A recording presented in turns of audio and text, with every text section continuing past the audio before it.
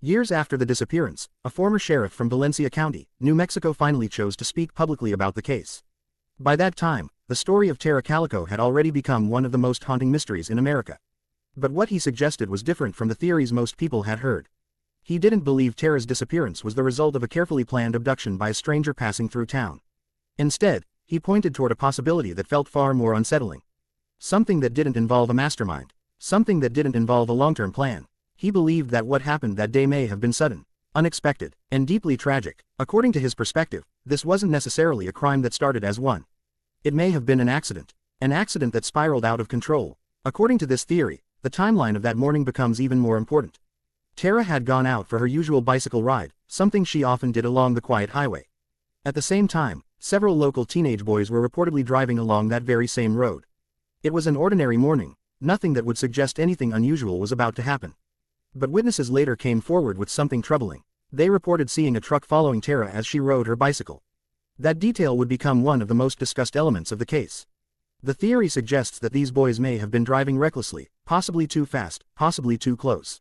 Maybe they didn't realize the danger in that moment. Maybe they thought it was harmless. But in a single instant, everything could have changed. According to this version of events, Tara may have lost control of her bicycle. A sudden movement, a close pass, a moment of panic. And then, a crash. What happened in the seconds after that is where the theory becomes even darker. Instead of stopping and calling for help, instead of dialing 911, the young men may have panicked. Fear can make people do things they would never normally consider. And in that moment of fear, a decision may have been made. A decision that would change everything. Major discovery. The former sheriff claimed that, according to this theory, the boys chose to hide what had happened. Not because they planned it, but because they were afraid of the consequences. Afraid of what would happen if the truth came out. Afraid of being blamed. Afraid of losing everything. He suggested that Tara's body may have been hidden in an attempt to erase the accident entirely. Even more disturbing was another claim. That certain influential families within the community may have helped protect those involved. If true, it would mean that the truth wasn't just hidden.